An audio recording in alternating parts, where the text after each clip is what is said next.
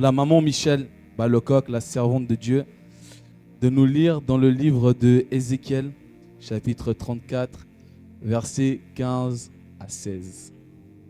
Vous pouvez vous asseoir et acclamer la parole. Alors ce matin, c'est un message simple, efficace, que j'espère qu'il pourra vous toucher.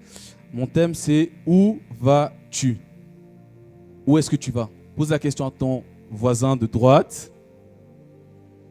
Où vas-tu? Avant de commencer, de parler, je vous ai donné le thème. Mais avant de démarrer ma prédication, je ne peux pas la commencer sans remercier mon père spirituel, le docteur Joseph Chicha. Je suis, comme on le dit, le fruit d'un ministère. Je suis arrivé à l'église, j'étais turbulent, j'étais violent, Certains ici là me connaissaient à l'époque où j'étais. Et je suis venu au pied de cet homme.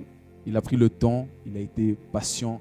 Il a cru en moi, il a cru en la personne que j'étais. Et je tiens sincèrement à le remercier de me donner l'occasion de me tenir ici.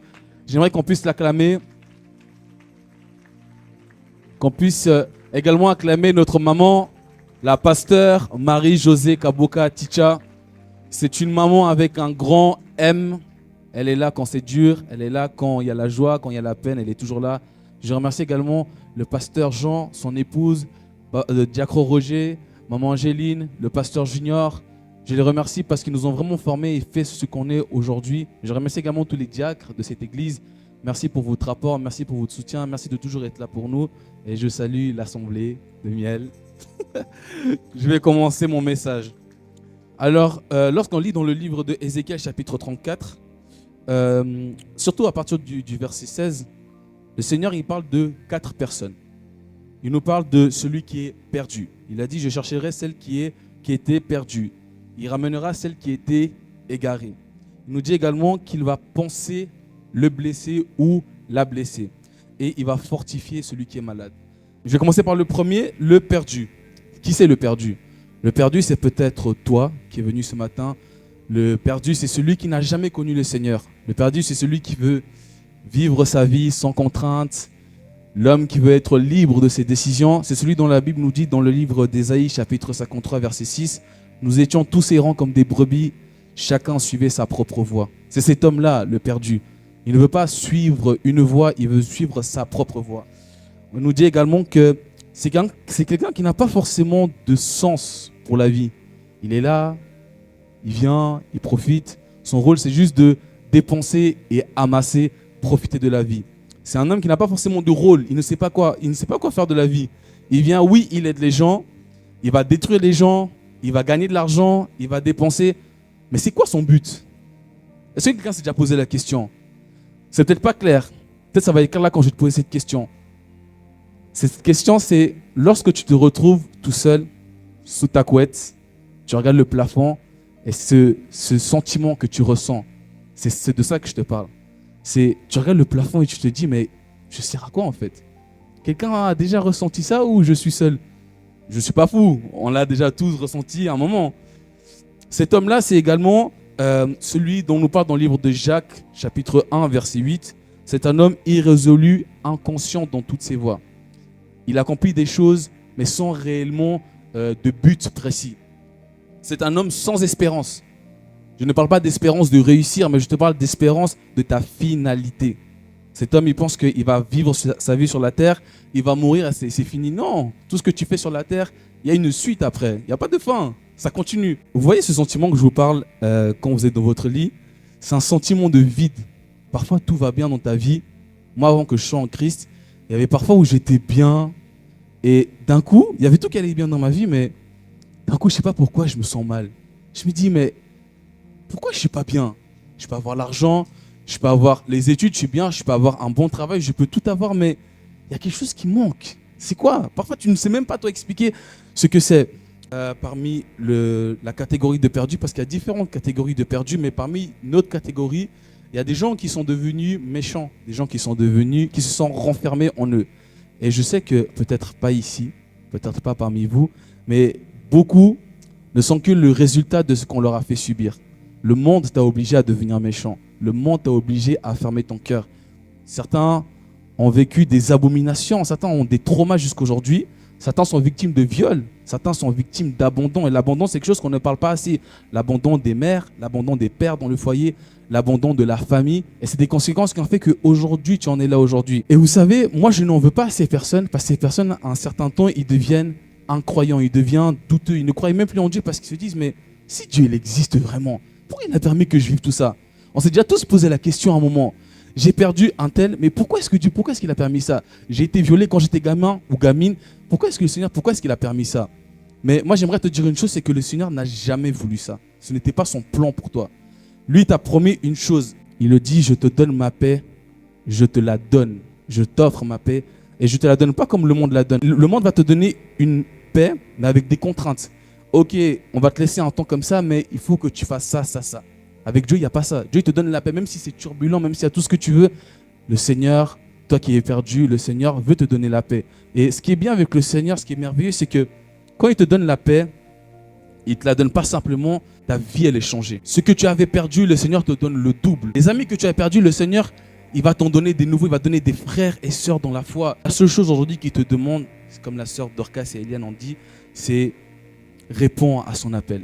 Tu es là ce matin, nous on parle, on est juste des canaux, mais derrière cela, il y a un message. La deuxième catégorie de personnes, c'est l'égaré. L'égaré, c'est un frère, une sœur qui a connu le Seigneur, mais qu'aujourd'hui, il s'est détaché.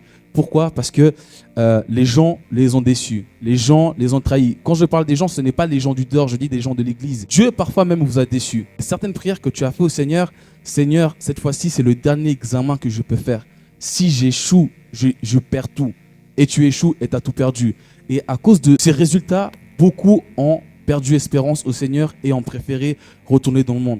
Il y a également de ceux que la chair réclamait. Ils ne s'étaient pas totalement donnés au Seigneur.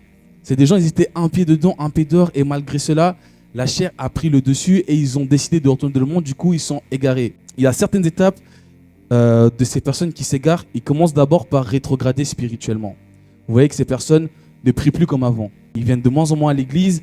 Ils changent de langage. Quelqu'un à l'époque qui était strict dans sa manière de parler, dans sa manière de s'exprimer. Maintenant, tu vois, il commence à dire des gros mots. Il commence à... Tu te dis, mais t'es pas censé être chrétien ou je sais pas. Et ensuite, cette personne-là, elle retourne totalement dans le monde. Après être retourné dans le monde, il commence à fuir ses frères et sœurs dans la foi. Ça, c'est un constat que j'ai pu faire depuis 8 ans que j'ai dans le Seigneur. C'est pas beaucoup, mais c'est quelque chose que j'ai pu constater. C'est que ça commence toujours comme ça, on retourne dans le monde. Tu as toujours tes frères et sœurs dans la foi, ils essayent de t'encourager.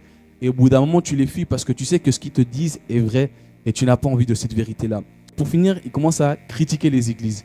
Oui, mais dans les églises, il n'y a que des hypocrites. Moi, je connais un tel, il a fait ci, il a fait ça. Mais le vrai problème, ce n'est pas les gens. Le vrai problème, c'est toi. Que si les gens ne sont pas parfaits à l'église, si les gens t'ont déçu à l'église, si eux ne sont pas des modèles, toi, sois un modèle pour eux. C'est pas grave ce que les gens font. Le plus important, c'est ce que toi, tu es. N'est-ce pas? Dans le livre de Galates, chapitre 5, verset 7, le Seigneur, il te pose la question. Tu courais si bien, qui t'a arrêté pour t'empêcher d'obéir à la vérité? Il rajoute encore dans le livre de Galates, chapitre 5, verset 9, il te dit que, tu vois, cette raison que tu donnes, elle ne vient pas de Dieu. Il est écrit que cette influence ne vient pas de celui qui t'appelle. Le Seigneur t'a appelé, ce n'est pas lui qui veut t'égarer.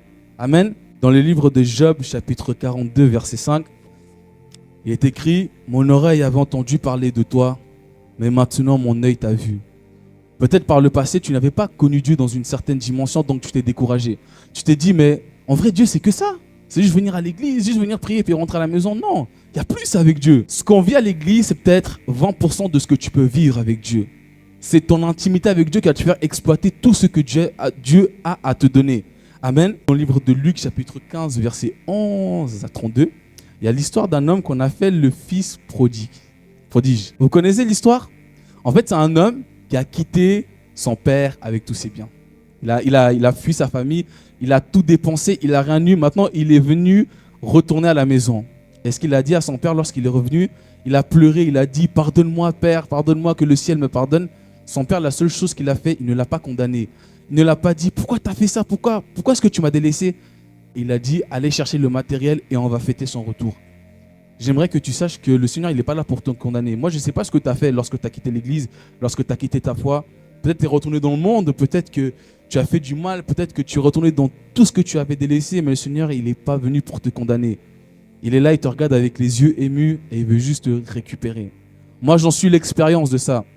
J'ai pas forcément quitté l'église, mais mon cœur a très longtemps quitté le Seigneur. Et c'est lorsque je suis revenu à lui que j'ai compris, en fait, non. Quand on parle de Dieu, on parle de Dieu, en fait. On parle pas de quelqu'un qui va te décevoir. J'ai quitté, je suis revenu et le Seigneur m'a récupéré, son amour m'a rempli. Et aujourd'hui, je suis différent de ce que j'étais il y a quelques années, alors que j'étais chrétien. Pour l'instant, j'ai parlé du perdu, j'ai parlé de l'égaré, et là, je parle du blessé. Le blessé, c'est ce frère en Christ qui est à l'église, mais qui est découragé. Il vient à l'église, il sourit, il danse, il peut jouer un instrument, il peut faire les médias, il peut faire protocole, il peut même prêcher. Mais c'est cette personne, quand elle rentre chez elle, quand elle prie le Seigneur, elle n'y croit même plus. Elle se dit, mais moi j'ai mis mes dîmes, j'ai mis mes offrandes, j'ai fléchi mes genoux, même mes genoux c'est devenu des genoux de chameau. Mais le Seigneur ne m'a jamais parlé. Le Seigneur ne m'a jamais exaucé. Il y a 3 origines du découragement. Une des origines, c'est les prières non exaucées. La deuxième origine, c'est l'intensification des combats. La troisième origine, c'est la déception des personnes. La première origine, les prières non exaucées, c'est principalement une origine très fondamentale. Mais j'aimerais qu'à travers les versets que je vais donner, tu puisses te poser la question en fait. Pourquoi est-ce que le Seigneur ne m'exauce pas ou le Seigneur ne m'a pas exaucé? Le premier, c'est dans le livre de Jacques, chapitre 4, verset 3. Vous demandez et vous ne recevez pas parce que vous demandez mal dans le but de satisfaire vos besoins. Il rajoute encore dans le livre de Éphésiens, chapitre 5, verset 17. C'est pourquoi ne soyez pas inconsidérés, mais cherchez quelle est la volonté de Dieu. Parfois, tu demandes des choses à Dieu, mais Dieu ne sait pas ce qu'il a voulu pour toi. Vous savez, je donnais l'exemple des parents avec les enfants. Parfois, les enfants, ils vont te demander, papa, donne-moi des bonbons, donne-moi ci, donne-moi ça. Lorsque les parents disent non, l'enfant, il va dire, mais mon père, il est dur, ma mère, elle est dure. Ils ne pensent pas à moi, ils ne pensent pas que j'ai besoin de ça. Mais les parents, ils savent que si je te donne des bonbons, ça aura des conséquences sur tes dents, ça aura des conséquences sur ta santé. Et s'il y a certaines prières que le Seigneur ne t'a pas accordées, c'est parce qu'il sait que tu n'es pas prêt à recevoir ça. Ou ce n'est pas bon pour toi, ou il y a plus grand pour toi. Donc, premièrement, cherche la volonté de Dieu et en fonction de cette volonté-là, tu pourras demander au Seigneur. Le deuxième point, c'est dans le livre de Marc, chapitre 11, verset 24. Pourquoi est-ce que tes prières ne sont pas exaucées? Tout ce que vous demanderez en priant, croyez que vous l'avez reçu et vous le verrez s'accomplir. Avec le Seigneur, il ne faut pas simplement demander, il faut croire que tu le reçois. Il y en a beaucoup ici, on a demandé, on a prié, on a supplié, mais on n'a pas eu parce qu'en fait, on a parlé, on a juste parlé. Ça me fait penser au verset qui dit ne multipliez pas des paroles vaines. On a multiplié des paroles, c'est pour ça qu'on ne voit pas de résultat. Parce qu'on n'y croit plus. On parle, mais on n'y croit plus. Ou on veut prendre la foi d'autrui pour pouvoir l'appliquer en nous et pouvoir parler pour la foi, à travers la foi des autres. Non, c'est pas comme ça que ça fonctionne. Le troisième verset par rapport aux prières non exaucées, c'est dans le livre de Jean, chapitre 15, verset 7. Si vous demeurez en moi et que mes paroles demeurent en vous, demandez ce que vous voulez et vous sera accordé. J'aimerais rajouter à ce verset, Ésaïe, chapitre 59, verset 2. Mais ce sont vos péchés qui mettent une séparation entre vous et votre Dieu. Ce sont vos péchés qui vous cachent de sa face. Si le Seigneur ne t'a pas exaucé, il y a encore une troisième raison. Où en es-tu dans ta vie avec le Seigneur? Tu peux prier, tu peux venir à l'église, mais où en es-tu réellement avec le Seigneur? Quelle est ta vie de consécration avec lui? Quel est ce péché qui t'empêche encore de vivre pleinement la présence du Seigneur en toi? C'est une question que je te pose. Tu vas pas me la répondre maintenant, mais j'aimerais que tu prennes cette question et lorsque tu rentres chez toi, tu puisses méditer sur cela. Si tu vas abandonner maintenant, parce que celui qui est égaré vient après celui qui est blessé. On est d'abord blessé, on est d'abord découragé et après on s'égare de Dieu. Mais si aujourd'hui tu veux quitter le Seigneur, où est-ce que tu vas aller? Père n'a-t-il pas dit au Seigneur, c'est toi qui as les paroles de la vie, où irions-nous? Tu vas aller où? Tu vas retourner dans le monde, il y aura les mêmes problèmes. Autant rester en Christ. Et tu as la certitude qu'au bout d'un moment, il y a quelque chose qui va changer. Aussi, quand tu es découragé, fais l'effort d'aller te ressourcer. Tu te mets à part, pas forcément à l'église. N'attends pas qu'on soit dimanche pour commencer à prier le Seigneur. L'erreur que j'ai souvent faite, c'est j'attends le dimanche pour commencer à vraiment prier. Non! La prière commence d'abord à la maison. Tes genoux, tu les fléchis d'abord à la maison. Ici, tu continues ce que tu as fait à la maison, mais ce n'est pas ici que tu commences à prier. Où est ta relation avec Dieu? Tu te plains que le Seigneur ne fait rien avec toi, mais où en es-tu dans ta relation avec lui? Ce Dieu-là, il est là, mais toi, tu es où? Au bout d'un moment, lorsque tu commences à t'égarer du Seigneur, on marche à deux, n'est-ce pas? Toi, tu t'égares, mais lui, il est toujours à la même position. Moi, j'aimerais te dire que si tu sens que tu t'es écarté de Dieu, il est toujours au même endroit. Il t'attend. C'est toi qui es parti, lui, il n'est jamais parti. Toi, tu peux le quitter, mais lui, il ne va jamais te quitter. Tu vas où? Reviens à la maison. C'est la question que je te pose ce matin. Où vas-tu? Reviens à ses pieds. Et j'aimerais terminer avec celui qui est malade. Celui qui est malade, c'est quelqu'un qui est zélé, c'est quelqu'un qui sert, c'est tout ce que vous voulez, mais c'est quelqu'un qui lutte encore avec le péché. On lutte tous avec le péché. Ne croyez pas que vous êtes des exceptions. Nous tous, soit les serviteurs, les hommes de Dieu, nous luttons tous chaque jour. Mais j'aimerais te rassurer pour te dire que lutter face au péché, c'est comme le sport. Aujourd'hui, tu seras plus fort que la veille. Si aujourd'hui, tu as lutté et que tu es quand même tombé, c'est pas grave. Le lendemain, tu seras encore plus fort pour tenir. Le Seigneur n'est pas là pour te condamner, il n'est pas là pour te blâmer. Il se dit, mais viens te ressourcer à mes pieds. Que tu tombes ou pas, moi je veux voir que tu as cette volonté de rester accroché à moi. Il est écrit dans le livre de Proverbes, chapitre 24, verset 16, « Le juste tombe 7 fois et il se relève 7 fois. » C'est pas grave si tu tombes. Le plus important, c'est que tu puisses te relever. J'ai aimé une phrase de Pasteur Junior qui nous avait dit à l'époque, c'est « Mon problème, ce n'est pas que tu tombes. Mon problème, c'est que tu restes par terre. » C'est ça mon problème. Il ne faut pas que tu restes par terre, même si tu tombes, même si tu es retourné dans tous tes travers. Le plus important, c'est que tu puisses te relever et te ressourcer auprès du Seigneur. Pour clôturer, j'aimerais parler à toi qui es perdu, toi qui erres dans le monde. J'aimerais vraiment te rassurer parce que j'en suis le témoignage de cela. Le Seigneur a vraiment un projet pour toi. Lorsque je dis aux gens, moi je ne savais vraiment pas ce que je voulais faire plus tard. Vraiment. Je savais juste que dès que je finissais mes études, soit faire un apprentissage comme tout le monde, je n'avais pas forcément de projet. Mais lorsque je suis venu au Seigneur, il a vraiment éclairé mes yeux. Il m'a dit non, Yoel, ce n'est pas ce que je veux pour toi. Toi, c'est ça que je veux. Donc, je ne sais pas où est-ce que tu en es avec le Seigneur, mais je sais que le Seigneur, il a quelque chose de plus grand pour toi. Toi qui es égaré, reviens à la maison. Avec le Seigneur, c'est comme les parents. Tu sors à 10h, mais à 19h, il faut rentrer. Là, c'est 19h. Là, il faut rentrer à la maison. Peu importe le temps que tu as passé dehors, là, il faut rentrer à la maison. C'est plus l'heure de rester dehors. Comme la sœur Dorcas, elle a dit, c'est chaud dehors. C'est chaud. Faut pas rester dehors. Rentre te sécuriser à la maison. Toi qui es découragé, fais l'effort d'aller te ressourcer. Et même un conseil que je peux te donner, c'est viens parler avec tes frères et sœurs. Viens parler avec eux. Ça peut être les pasteurs, ça peut être l'homme de Dieu, ça peut être tout un chacun qui est ici. On est une famille. Si toi tu tombes, nous on sera là pour te relever. Deux valent mieux que un. Comme ça, lorsque un tombera, l'autre viendra et va le relever. Mais si tu es tout seul, tu vas faire comment? Tu peux pas te relever tout seul. Toi qui es malade, prends la décision aujourd'hui de te séparer de tout cela. Abandonner le péché, c'est premièrement, le secours du Seigneur, mais c'est aussi une question de décision. L'année passée, notre papa, il avait prêché. C'est lorsque tu regardes à l'appel que Dieu a mis en toi, c'est lorsque tu regardes tout ce que le Seigneur est en train de faire en toi, que tu as cette force de te décider et de dire non au péché. C'est vraiment un problème de décision. Si tu veux arrêter avec ce péché, tu peux l'arrêter. Les athlètes, les boxeurs, ils font comment? Si maintenant ils savent qu'ils sont en préparation de sport, ils doivent se préparer pendant 3 mois, ni coucher, ni aller boire de l'alcool. Ils se disciplinent parce qu'ils décident pour un but.